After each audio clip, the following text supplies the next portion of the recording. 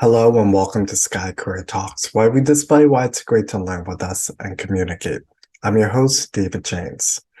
Cheyenne Riehl has a unique journey by taking the unknown road and figuring out where her journey will take her. Cheyenne wanted to be an archaeologist and got her bachelor's in evolutionary anthropology, but it was an experience out on the dig moving dirt that she realized this wasn't for her, that forced her to look inward and find out what made her passionate about this field.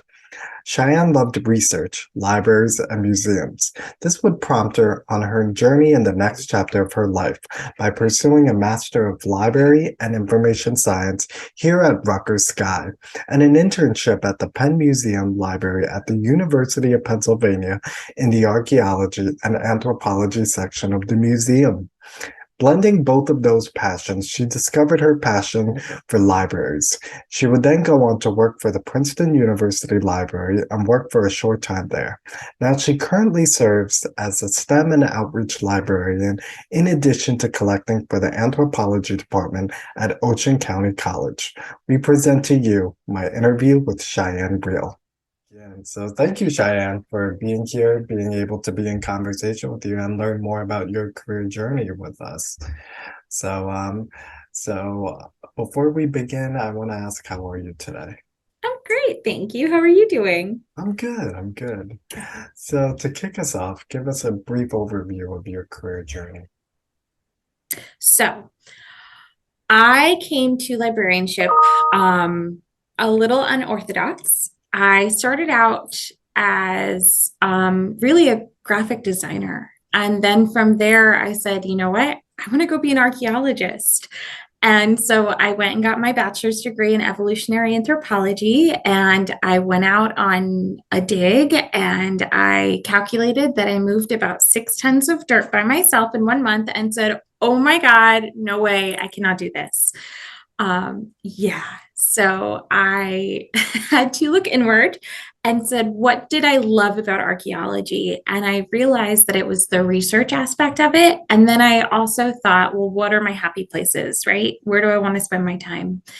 And I said, museums and libraries. Those were my happy places. And so I actually got an internship at the Penn Museum Library at the University of Pennsylvania, and there it's the Archaeology and Anthropology Museum of the University of Pennsylvania. So I had a little bit of both, and I met with curators, and I had the head of that library as my supervisor, and she was a rock star. She's who I want to be when I grow up. So from there, I realized, yep, libraries, libraries, libraries. And then after that, I went to Princeton University at their art and archaeology library, and I worked for a short time during the pandemic for them. And now I am at Ocean County College as the STEM, the science, technology, engineering, and mathematics librarian. I also collect for the anthropology department because obviously, and I'm loving it. I'm also the outreach librarian as well.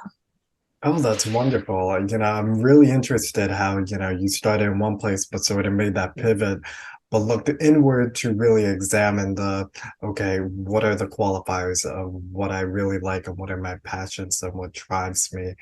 And we'll get into the passions and the skills, that's utilized within this career field. But I'm curious, what does a normal day look like for you? Sure. So, what I love about librarianship is that every day is different. There's always brand new things that come up across my desk. I have random things like, for instance, some cool books.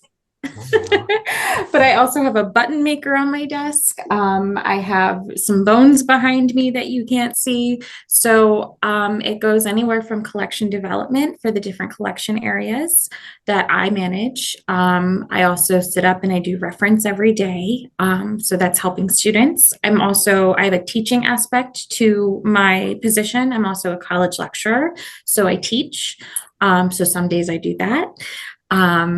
So it varies, but it's all within the spectrum of academic librarianship, and that's what I love, that it's just so different all day, every day. Oh, that's wonderful. Did you always know that you wanted to go into academia within a library setting, or a little bit of both? I did. So I kind of grew up in the public library. My grandmother worked at the public library, and she was one of those people that, even though she had a computer, if we had a question, she would go to her encyclopedia collection and say, "Okay, let's look it up." So we were always hanging out with her at the public library, and I just knew that that wasn't necessarily my realm. And again, looking back when I was trying to think of refocusing my career from archaeology, I realized that it was academia that I felt the most comfortable in, and that was where I really excelled. Right, because researching and having that learning component goes hand in hand. And yeah, I really enjoy that you're able to trace some of that passions and interest back to your childhood and through your family tree. It's really fascinating. So I'm curious, what type of skills should students be thinking about or leveraging now, both interpersonal and technical? Sure. So, my first thing I love to tell people is to remain flexible, right? We have to remain flexible when we're doing research. We have to remain flexible when we're dealing with people. And it's the same with your career. You have to remain flexible and understand that every little piece of everything you do, you can take with you, right? That who would know that I started out as an archaeologist and now I'm a librarian, that I just remained flexible and I eventually found my way here. What else? I think soft skills go a long way. You can learn everything you can learn in library school, but if you don't have soft skills, it's going to be very difficult in as an academic librarian dealing with faculty members, dealing with students. We also have a public component of our library that we're open to the public because we are a community college, so you have to deal with the public. So soft skills will also go a very long way.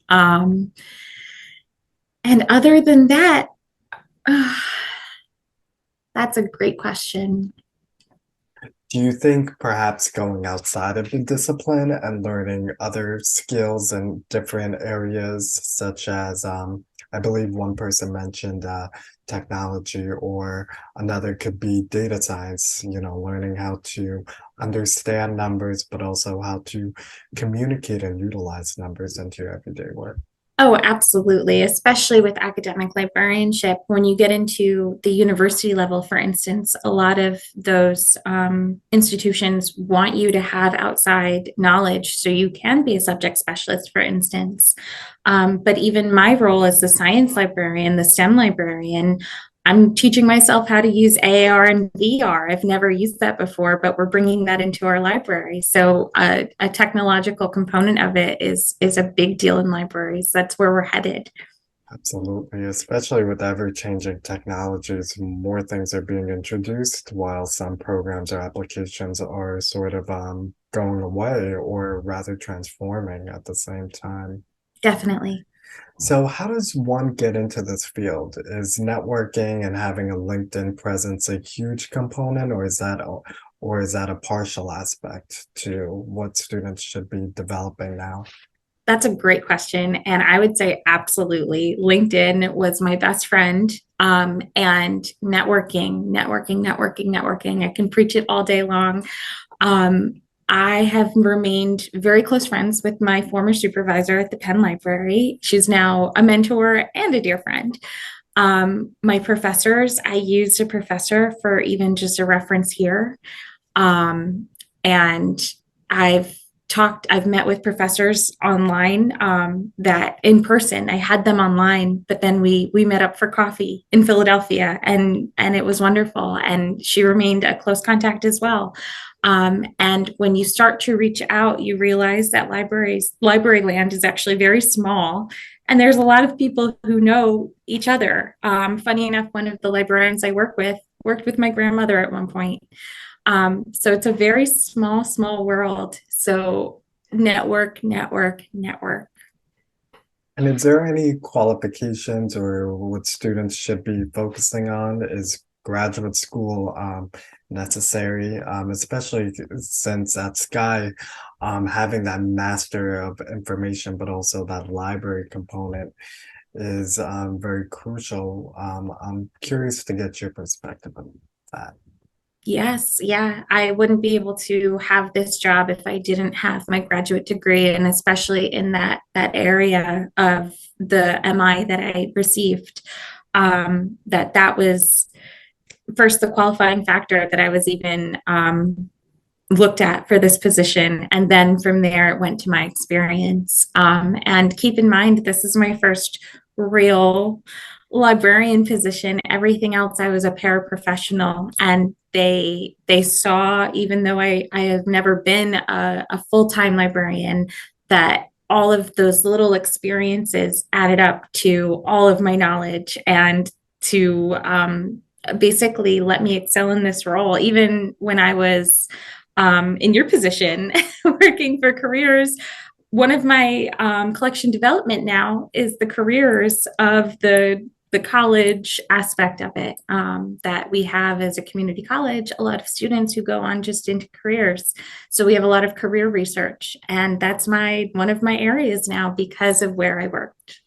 And learning how to, pick out the keywords, the trends, the qualifications, as well as the skills, but also knowing how to navigate a job board. Okay, these are the websites I know where to go. Exactly. This is how this should be formatted, right? So I'm curious, going back to your position, is there a favorite part of the job or something that motivates or inspires or drives you every day? Sure, yeah. So as the outreach librarian, I work with a lot of people, and I face a lot of challenges, right? Trying to get people into the library, but also the library out into the community. So again, I network a lot with students, I network a lot with faculty, and I network a lot with administrators, higher ends of the college. And I love that. I love meeting with people. I love talking to people. I have my voicemail is full on my phone because I am never at my desk. I am never in my office because I'm always out talking to people. And that, I think, is my favorite part of the day. And we all, just by talking to people, we're engaging with the community, but we also get to engage in learning ourselves, right? Learning doesn't stop, once we graduate. I think, in any field, we should all be lifelong learners, especially working and being inside of academia.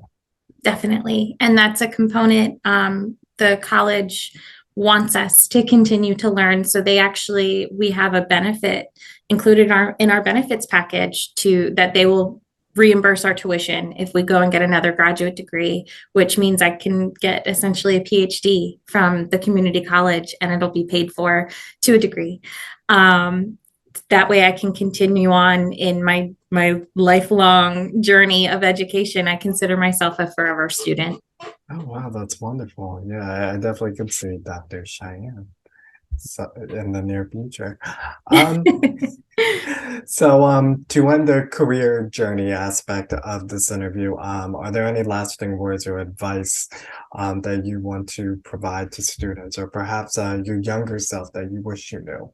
Yes, definitely. I would say keep with it. I went on well over, I would say when I was looking for a job, especially in the pandemic, I put out probably over 80 applications, which means I wrote 80 cover letters. I wrote 80 applications. It was horrible. I hated it.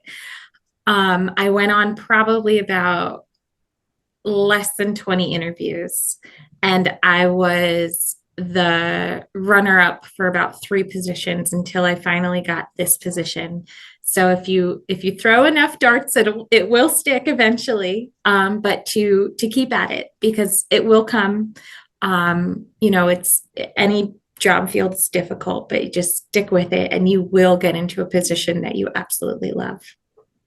Also, there are career resources, within Sky, but also university-wide, through CES that students could be utilizing now, whether it's some of the resources in Handshake or some of the newer resources that are going to be implemented. Oh, totally. I had everyone look over my resume. I went on Handshake. I went on LinkedIn, Indeed, all of them. And even I've applied to so many jobs on our Sky job board because we find so many great jobs that I think everyone needs to utilize it. And I show anyone, even people that I know who went to Drexel, just, hey, Rutgers has these great resources, use them. That again was my interview with Cheyenne Riehl. We look forward to connecting with Cheyenne very soon. Thank you all for joining us for another edition of Sky Career Talks. And be sure to share, like, comment, and subscribe. Also follow our LinkedIn group page, Sky Career Corners, to connect with our brilliant students and alumni. Until next time, I'm David James. Take care.